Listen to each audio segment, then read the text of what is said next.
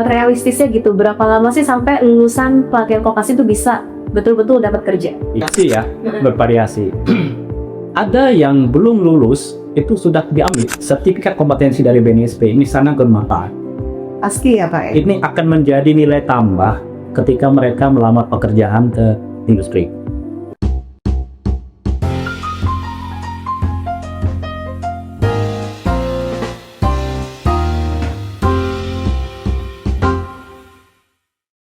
Halo rekanaker, terutama adik-adik Gen Z yang mungkin saat ini masih nyari arah karir atau pengen belajar keterampilan baru atau mungkin pengen switch karir, kayaknya pengen nyoba di bidang lain deh. Nah, ini kabar baik buat kalian karena tahun ini pelatihan vokasi nasional 2026 udah resmi dibuka dan ini dikhususkan buat adik-adik lulusan SMA atau SMK tahun kelulusan 3 tahun terakhir dari 2023. Nah, kita pengen bahas nih hari ini programnya seperti apa, kejuruannya apa aja, dan bener nggak sih lulusannya tuh langsung siap kerja? Bersama dengan Bapak Dirjen Pembinaan Pelatihan Vokasi dan Produktivitas, Pak Darmawansyah. Apa kabar Pak, sehat? Sehat, alhamdulillah. Sehat, Terima kasih. alhamdulillah. Perdana ya Pak di Naker Talks ya? Iya, perdana. Oke, ini kan kita kalau ngomongin pelatihan vokasi yang tahun ini ya Pak, memang berbeda dengan tahun sebelumnya karena dikhususkan gitu syaratnya untuk lulusan SMA SMK 2023 sampai 2025. Iya. Sebetulnya kenapa sih Pak ada perubahan ini gitu? Mungkin alasannya apa dan kenapa fokusnya 3 tahun terakhir aja lulusannya? Iya, terima kasih Mbak Valerie. Jadi tahun ini memang kita berusaha untuk lebih merapikan gitu ya, memperbaiki tata kelola dan sebagainya. Jadi hasil evaluasi kita beberapa tahun sebelumnya kita buka untuk umum pelatihan vokasi. Nah, ketika kita buka untuk umum, ini kan semua boleh masuk, semua boleh ikut. Tetapi hasil evaluasi kita ternyata teman-teman yang memang benar-benar pencari kerja, nah ini banyak yang tidak mendapatkan kesempatan. Nah, jadi asumsi kita 3 tahun lulusan SMA, SMK sederajat, ini mereka memang dalam proses mencari kerja dan mereka butuh keterampilan untuk bisa siap bekerja.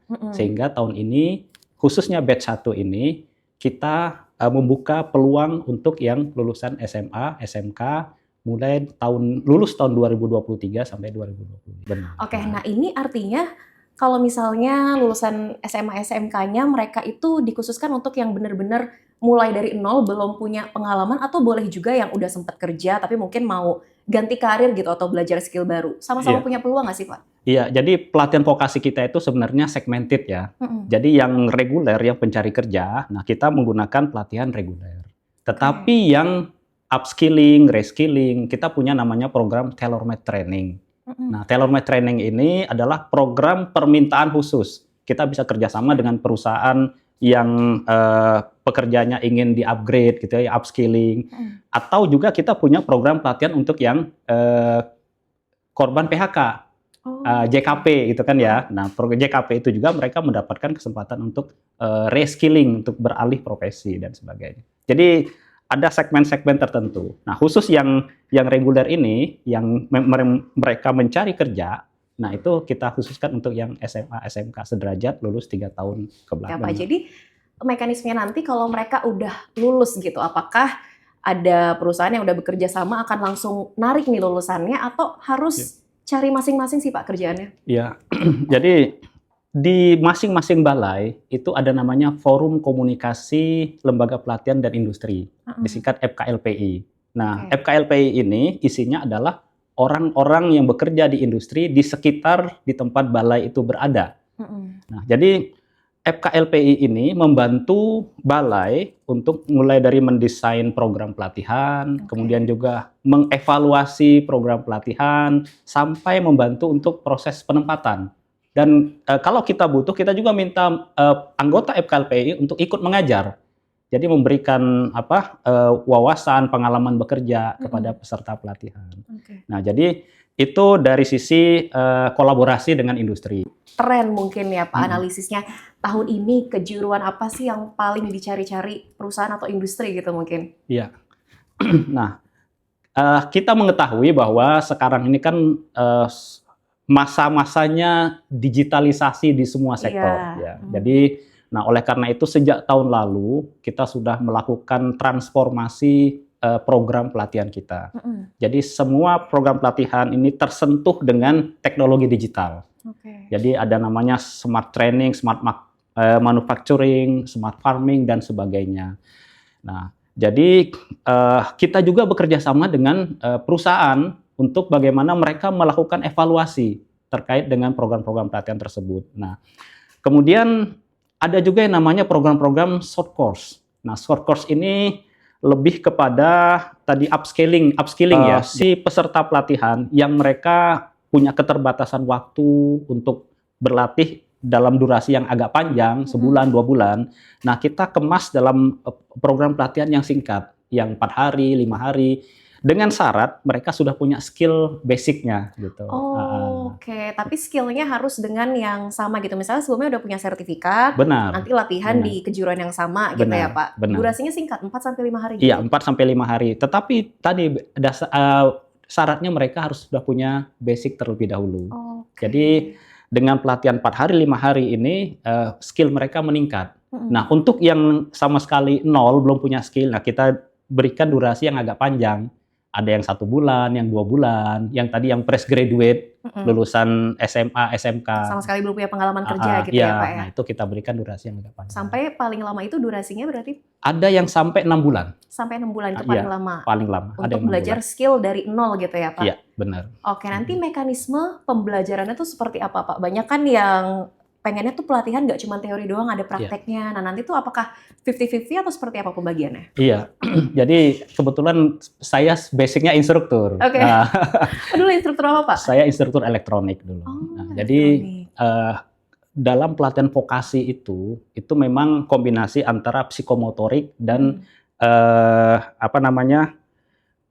pengetahuan ya, knowledge, skill, dan attitude. Ada 3. Jadi knowledge, skill, dan attitude. Nah, di dalam pelatihan vokasi yang kita desain, ini praktek lebih banyak.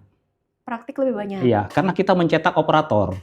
Jadi kalau operator itu 70% praktek, 30% teori. Iya, teori. Jadi kalau dalam pelatihan itu biasanya pagi 1 jam, 2 jam kita teori. Teorinya adalah melakukan analisis terhadap praktek yang kita lakukan. Jadi kenapa ini salah, kenapa perhitungannya seperti apa, dan sebagainya. Misalnya pekerjaan ini toleransi kesalahannya berapa, kenapa demikian gitu ya. Instruktur mengajarkan. Nah, nanti di praktek di bengkel dibuktikan. Memang harus ada teorinya di kelas dulu gitu, tapi 70% akan praktek gitu ya Pak? Jadi kita pelatihan itu kan dari pagi sampai sore. Ya, 7:30 sampai jam 4. 7:30 sampai jam 4. Ini sama untuk yang short dan long course gitu ya Pak? Nah, itu pagi biasanya teori sebentar gitu ya. Atau biasanya tidak di kelas, teori langsung di bengkel. Biasanya begitu. Jadi si instruktur semacam briefing gitu ya. Briefing, kemudian menganalisis hasil pekerjaan, kenapa ini terjadi kesalahan, semacam troubleshooting gitu ya. Kenapa ini terjadi kesalahan, kalau dihitung begini. Nah, jadi dilakukan analisis. Jadi benar-benar teori itu langsung berhubungan dengan praktek. Itu bedanya kita di sekolah. Nah, ketika kita di sekolah, kita diajarkan teori hitung-hitungan, tapi kita tidak bisa membayangkan ini sebenarnya fungsinya buat apa. Aplikasinya kemana gitu ya. Yang menentukan mereka bisa lolos di pelatihan ini apa sih Pak yang paling banyak gitu komponen nilainya? Apakah dari nanti nilai tes, atau dari asesmen wawancara, atau mungkin ada kuota tersendiri di masing-masing jurusan atau balai? Iya, jadi mulai tahun ini ya proses seleksinya kita buat lebih transparan. Jadi di dalam aplikasi Skill Hub itu kita sediakan 3 asesmen di sana. Jadi 2 asesmen itu adalah sebenarnya untuk memandu si peserta mereka cocoknya kemana. Yang pertama adalah asesmen diri. Asesmen diri ya, diri. Jadi melihat ketika mereka mengikuti asesmen tersebut, mereka mendapatkan rekomendasi mereka cocoknya wirausaha atau bekerja formal atau sebagainya. Itu data apa aja yang diisi Pak di sana? Semacam psikotes ya. Semacam psikotes ya. Bukan dari background SMA di mana bukan. gitu ya. Jadi Pak, mereka mengisi dan akan nanti akan mendapatkan rekomendasi mereka cocoknya wirausaha atau bekerja formal dan sebagainya. Oke, psikotes secara online. Online. Nah, kemudian setelah itu mereka mereka mengikuti lagi asesmen yang kedua, itu adalah asesmen siap kerja. Nah, siap kerja ini setelah tadi asesmen diri, mereka akan mendapatkan rekomendasi mereka cocoknya bekerja di bidang apa. Nah, misalnya bekerja formal di sektor apa dan sebagainya, sektor perbankan atau sektor manufacturing atau sektor pertanian dan sebagainya. Itu setelah itu panduan mereka untuk memilih kejuruan. Ketika mereka mendapatkan rekomendasi, itu sebagai alat bantu mereka untuk memilih kejuruan apa yang tepat ketika mereka akan mendaftar. Jadi ini belum mendaftar ini. Masih mendaftar ya, masih disaring biar nggak salah pilih gitu ya, Pak ya? Benar. Nah, kemudian setelah mereka mendaftar, memilih kejuruan yang apakah yang sesuai rekomendasi atau sesuai yang mereka inginkan, baru mereka ikut lagi asesmen siap latih. Nah, siap latih inilah yang nanti menentukan mereka lulus dan tidaknya. Asesmen yang siap latih itu ada tes tertulis lagi atau nanti ada wawancara juga mungkin? Nah, ini masih di dalam aplikasi, jadi tes tertulis ya di aplikasi. Semua ya, Pak ya? Nanti di ranking hasil asesmen siap latih itu kita ambil jumlahnya 2 kali dari kuota dalam satu program.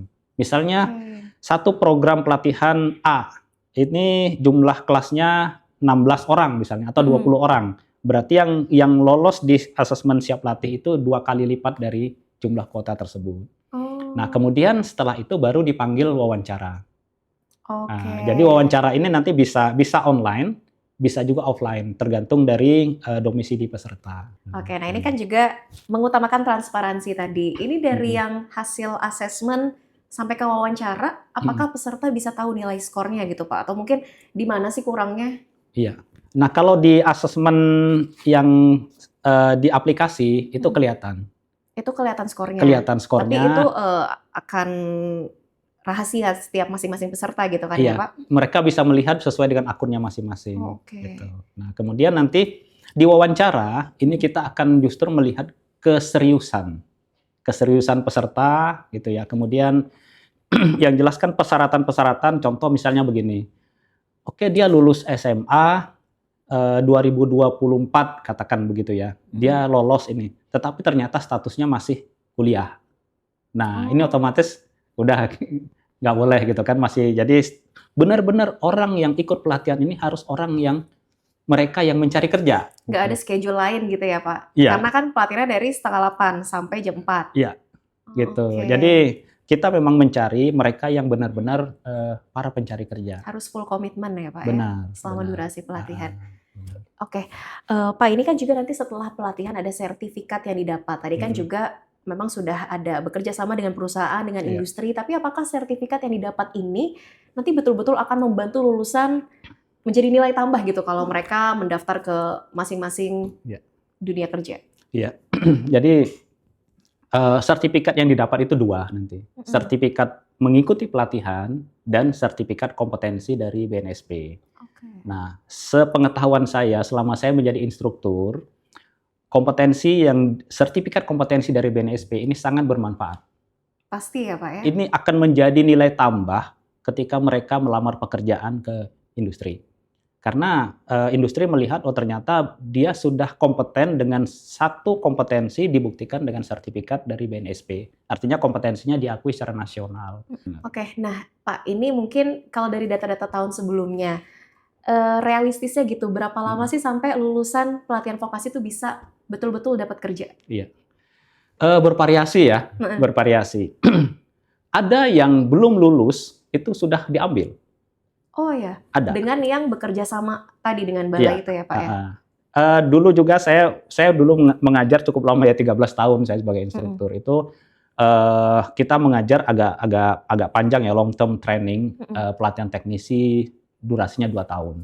Nah, di tahun terakhir kita on the job training kan ke perusahaan. Nah, itu malah oleh perusahaan mereka tidak boleh pulang, tidak boleh balik. Karena langsung kerja juga. Langsung diambil gitu. Jadi untuk kejuruan-kejuruan tertentu dengan karakteristik industri di daerah tersebut itu laris manis. Contoh misalnya di industri manufaktur, katakanlah di Banten gitu ya. Banten di kawasan industri di Serang dan sekitarnya. Di sana banyak industri konstruksi baja. Oke. Nah, itu jurusan welding atau las itu laku keras di sana. Nah, kemudian misalnya elektrik juga sama. Elektrik untuk maintenance kalau di proses produksi industri manufaktur. Nah, seorang tenaga listrik industri itu laku keras. Karena apa? Karena mereka bertugas sebagai maintenance untuk menjaga supaya operasional dari proses produksi itu berjalan dengan baik. Nah, itu levelnya memang mereka operator, tetapi mereka tugasnya maintenance gitu di sana. Jadi di bawah teknisi dan di bawah engineer gitu. Jadi kalau ada kerusakan, mereka yang perbaiki dan sebagainya. Oke, kebutuhannya masih banyak gitu ya Pak ya? Benar. Oke, berarti artinya ini selama pelatihan nanti akan ada on the job training di perusahaan, ini pasti ada gitu ya Pak ya? Iya. Jadi pasti akan dilirik gitu oleh perusahaan atau industri ya Pak ya? Benar. Oke, nah ini mungkin untuk rekan aker yang masih ragu nih Pak, apa aja sih nanti yang didapat, cara daftarnya juga gimana Pak Darmawan? Iya, silahkan membuat akun di Siap Kerja.